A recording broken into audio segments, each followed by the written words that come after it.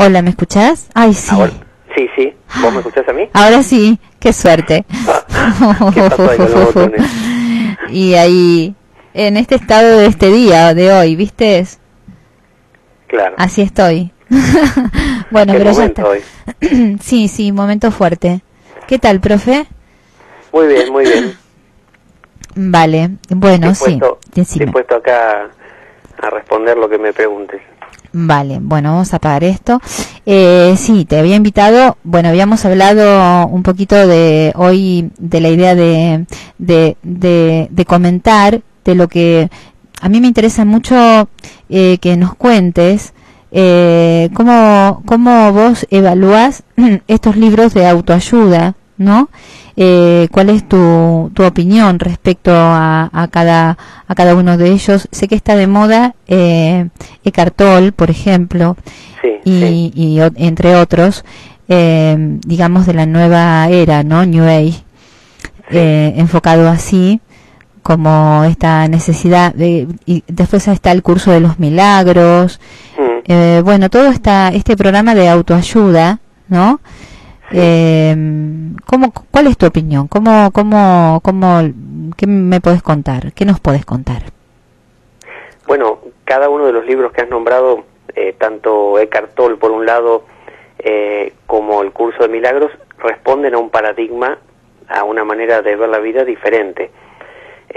Todo ser humano, para comprender la existencia, se inventa unos parámetros, es decir, presupone que, no sé, tal cosa es una silla, tal cosa es una mesa, tal cosa es una persona, pone escalas de valores, esto es bueno, esto es malo, y yendo más profundo,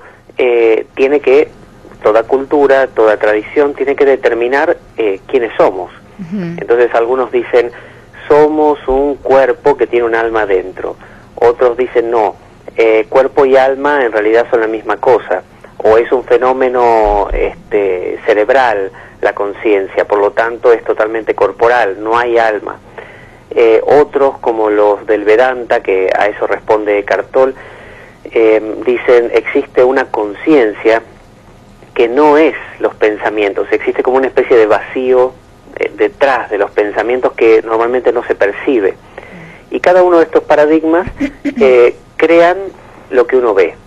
Es decir, el que no consideró nunca que exista una conciencia detrás de los pensamientos, un silencio, un vacío, un ser, como dice Eckhart Tolle, jamás lo verá. Simplemente verá lo que cree que hay, es decir, un alma, por ejemplo.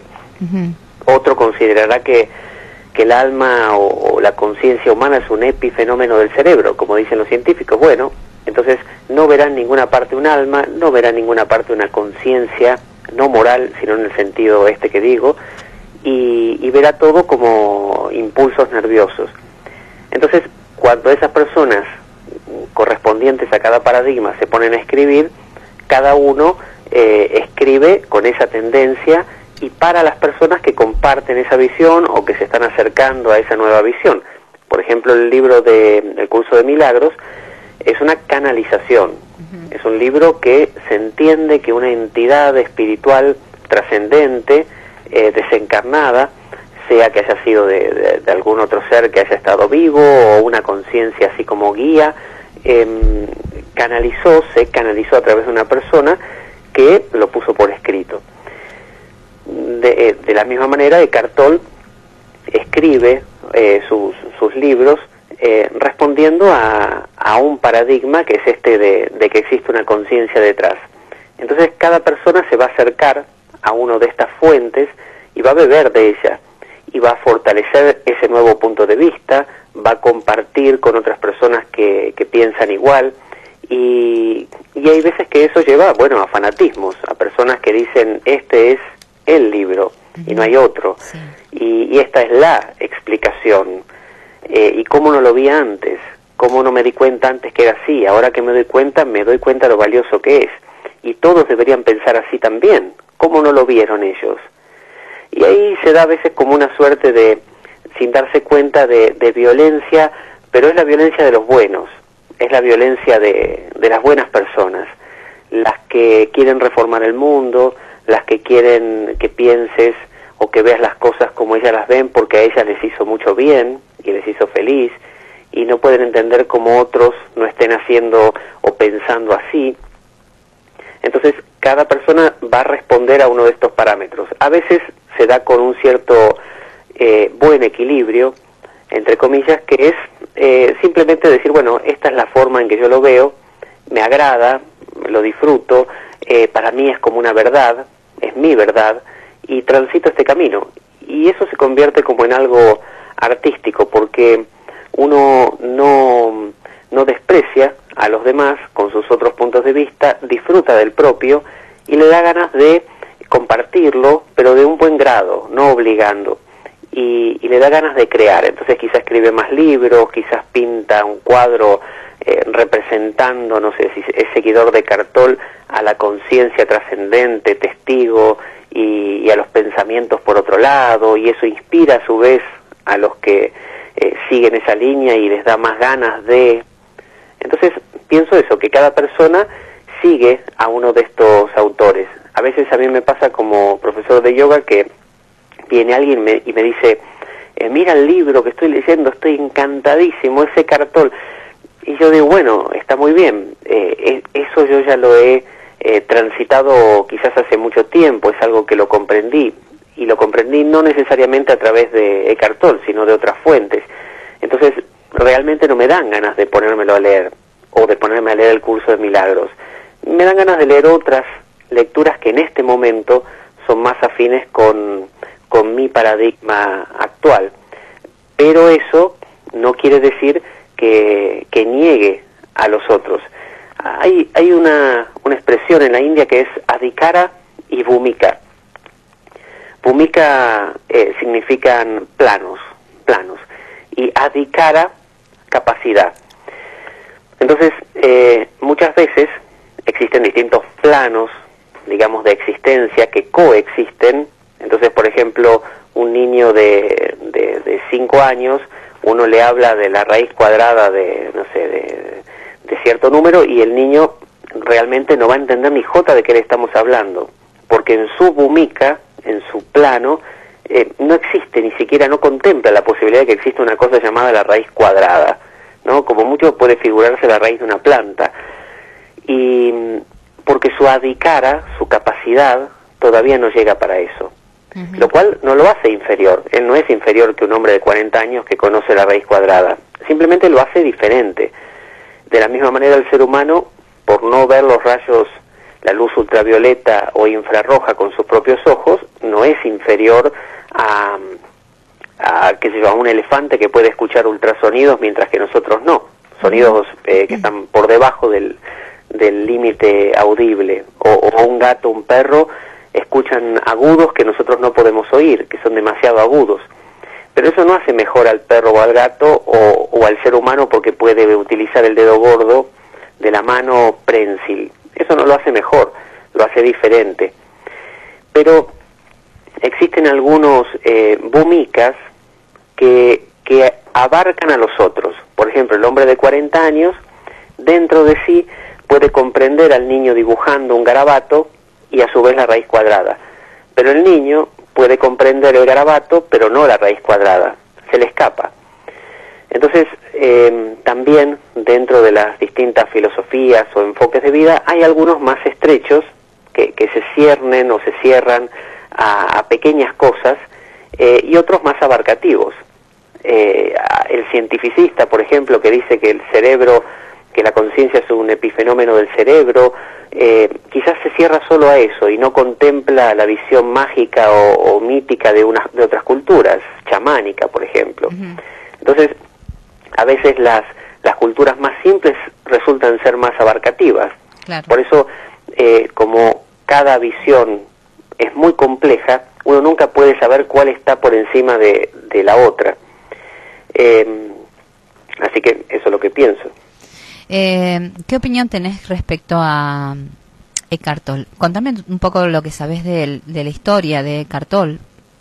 Bueno, Eckhart Tolle, como la historia personal, no la conozco. Sé que él es alemán, que por alguna razón se crió un tiempo, tuvo un contacto acá con España, por eso habla español, Eso le facilitó la entrada al mercado editorial español y por eso ha vendido mucho en todo lo que es Latinoamérica y España, no solo por sus libros traducidos, sino porque es como un enseñante o un difusor de estas ideas que además puede dar conferencias en español. Y él es, digamos, heredero, como muchos otros, de la corriente del Vedanta de la India, que al igual que el misticismo cristiano, que por ser desconocido por los propios cristianos, la gente gira su cabeza hacia Oriente para ver este tipo de cosas, bueno, en el Vedanta se hace hincapié en que no existen solo los pensamientos, sí. Es decir, yo soy Pablo y pienso, estoy contento, estoy triste, me vienen pensamientos alegres, pensamientos de preocupación, y eso es todo lo que hay. Trato de que sean lo mejor posible mis pensamientos, trato de evocar o producir pensamientos alegres, trato de hacer cosas que me pongan bien y de hacer que esté bien la gente que quiero, y nada más. Eso es lo que suele haber en casi todas las personas. El Vedanta propone que existe un telón de fondo contra el cual se recortan estos pensamientos, que no se ve normalmente, no se percibe, no se siente, no se experimenta, porque justamente es un telón de fondo. Y así como bien explica la psicología Gestalt, Gestalt, la palabra quiere decir, o Gestalt quiere decir estructura o estructuración, y cuando uno ve, por ejemplo, no sé, 3 puntos dibujados en una pizarra, en un pizarrón, uno tiende a pensar, a no decir veo 3 puntos, sino uno mira a ver qué forma conforman o qué forma delinean. Entonces uno dice, están en forma de triángulo, si yo uno los puntos formaría un triángulo. Entonces uno no dice son 3 puntos, uno dice es un triángulo. Claro. Entonces la mente tiende a dar forma a las cosas y a olvidar otras quedan en segundo plano. Los puntos ya para mí no existen, ahora existe el triángulo. Y si fueran un montón de puntos que forman un círculo, para mí eso es un círculo.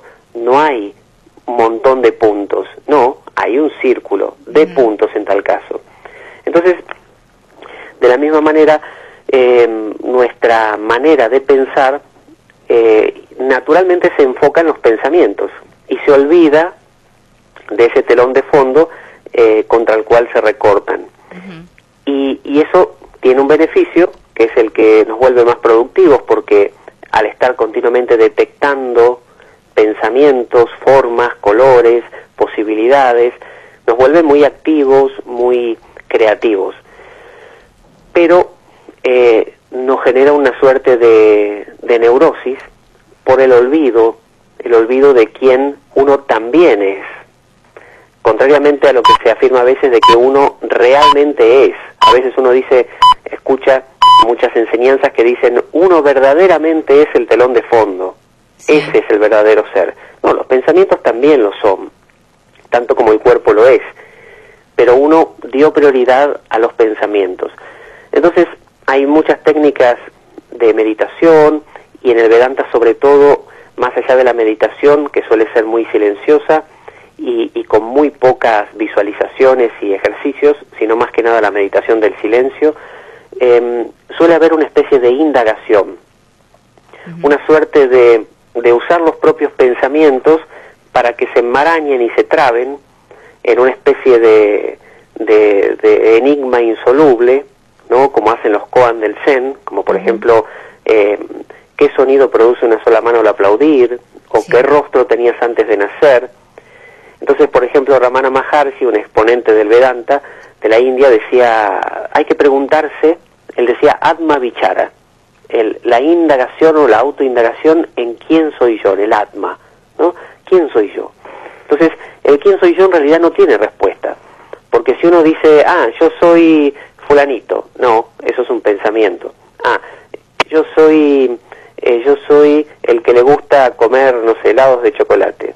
No, eso también es una cualidad que va y viene. Yo te pregunto, ¿quién eres tú verdaderamente? ¿Quién soy yo? ¿Y quién soy yo? ¿Quién soy yo? Y todo lo que uno responda está hecho de palabras, por lo tanto de pensamientos, por lo tanto no es ese vacío. Claro. Entonces, a veces esos caminos del cual Eckhart Tolle es un representante, llevan a una suerte de frustración, de una especie de paredón, de una especie de callejón sin salida, de no poder resolver la cuestión. Y a veces la mente, en la mejor de la suerte, se detiene. Es decir, uno se cansa. Dice Lao Tse en el Tao Te Ching que el sabio es aquel que se cansó de sufrir. Entonces uno dice simplemente me cansé, ya está, claro. No lo busco más. Y no lo busca más, y cuando no lo busca, está ahí. Y esa es la paradoja que todos estos caminos presentan. Claro. Eckhart Tolle es un representante de eso también, a su modo, con sus colores.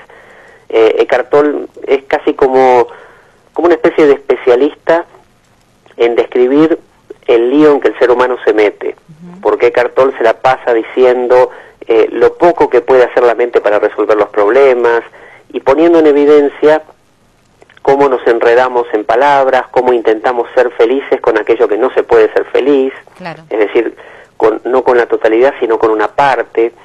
Entonces cualquier cuestión que él toque, ya sea el amor de pareja o lo que fuera, él lo vuelca enseguida a que uno se identifica con los pensamientos y cree que es lo único que hay y pretende que eso le dé la felicidad. Por lo tanto, de eso se colige que el camino que él propone es un camino de reversión, claro, de nibriti, de volver hacia adentro, de volver atrás y de descubrir qué había de telón de fondo, que uno es esa conciencia. Pero ahí es donde reside la gran paradoja, la dificultad, porque el tema es el cómo, el sadhana, el modo. Sí. ¿Cuál es el modo de volver? Si todo esfuerzo por volver, todo esfuerzo por ver ese vacío, todo esfuerzo por encontrar ese telón de fondo, es todavía pensamientos. Claro. ¿Cómo se puede uno esforzar por llegar a algo que es la ausencia de todo esfuerzo? Es como cuando uno le dicen, bueno, dormite. Y uno dice, ¿cómo hago? Si cuanto más fuerza hago, menos me duermo. Claro, claro. O flota. Y cuanto uno más trata de flotar, más se hunde. Sí, pero un día descubre que si no intenta flotar, flota. Estamos hablando del mismo esfuerzo, o sea, es un logro en vano, o sea, no existe. Uno se esfuerza sobre lo mismo. Claro, el esfuerzo conduce a resultados en el plano de los pensamientos. Por ejemplo, uno puede utilizar el esfuerzo, como digo, para un montón de cosas, levantar una maleta, por ejemplo. Ya. Pero no puede esforzarse por dormir con éxito. No, directamente no se duerme, porque cuanto más intenta dormirse, más se activa el sistema nervioso simpático, claro, y menos se duerme. No puede, si uno le dice a alguien, mira, tener, no sé, una erección a voluntad, ya. Y la persona, cuanto más lo intente, menos va a poder, porque funciona con el mismo proceso. Entonces, hay en la vida cosas que contrariamente a lo que se nos enseñó, no se pueden controlar. Entonces hay muchas técnicas de meditación que o bien juegan con el absurdo, con ese absurdo de bueno, inténtalo igual, vamos. El gurú dice, haz el esfuerzo, vas a poder, no te preocupes, dale que llegas, estás a 10 metros, ya lo tenés, ya alcanzás la iluminación, ya lo tenés, es un poquito nada más. Y el discípulo nunca llega, nunca. Y ese nunca puede que le dé al discípulo una especie de bronca, pero magna, ¿no?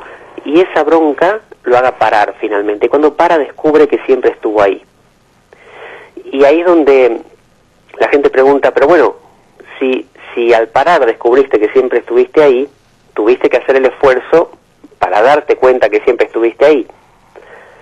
Pero en realidad, cuando uno finalmente para, o algo se para, o el mecanismo se detiene, uno lo que ve ahí no es algo nuevo, es algo que siempre estuvo. Por lo tanto, en realidad, sigue habiendo lo mismo. Pensamientos por un lado, silencio por otro, y no cambió nada. La única cosa es que ahora en el paradigma con que se ve la vida, se incluye el silencio. Antes había solo pensamientos. El silencio era en tal caso una suposición, un postulado que vendría algún día. Luego de eso, el silencio ya se da por sentado, uno lo sabe. Y le preguntaban a Ramana Maharshi, que para quien no lo conozca es como el sabio por antonomasia de la India, que nadie lo cuestiona, que todos consideran que ese no es para nada un tránfuga, ni un malandra, ni ni nada, porque es incuestionable por su modo de vida y por cómo llevó las cosas. Nadie nunca le pudo decir nada en contra. Entonces, se le preguntó en una ocasión si él todo el tiempo estaba consciente de eso, todo el tiempo. Le preguntaron, ¿usted, Maharshi, siempre está consciente de ese ser todo el tiempo? Y él dijo, no. En realidad es como en la música, dijo. A veces la frase de una canción, esa que uno diría el estribillo, está todo el tiempo dando vueltas, ¿no? En primer plano. Y otras veces no. Hay un sonido de fondo, como una especie de rumor, que no para, pero está de fondo. Y la canción, que va variando, lo tapa. Entonces dice, de la misma manera, a veces el sabio que tiene este nuevo paradigma, que incluye el silencio, o sea que el sabio que sabe ahora que la vida no es solo pensamiento, sino también ese silencio, ese telón de fondo, no lo sabe todo el tiempo. Hay veces que lo sabe en primer plano, ¿no? Y lo tiene muy presente, está haciendo lo que esté haciendo, lo sabe, se lo acuerda, y otras veces no, se entretiene en mil cosas, la vida lo reclama, pero sin embargo, como una especie de rumor de fondo, sigue ahí. Claro. Esa es la explicación que daba el Maharshi.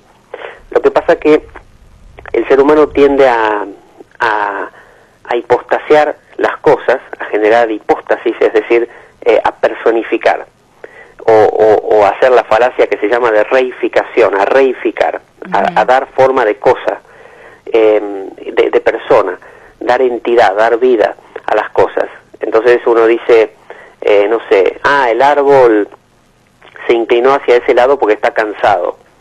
Es decir, le otorga sentimientos humanos. Entonces mucha gente, a la conciencia, al telón de fondo, lo termina humanizando, termina pensando que dentro de sí tiene una especie de personita sentada en alguna parte de su cerebro, en lo más profundo, en un lugar místico, como lo llamaban antes el homúnculo, el hombrecito ahí, y que ese es el verdadero yo, no los pensamientos. Entonces vuelve a la de siempre, al maniqueísmo de ver a los pensamientos como enemigos, y al yo verdadero que está ahí, que uno se lo está perdiendo.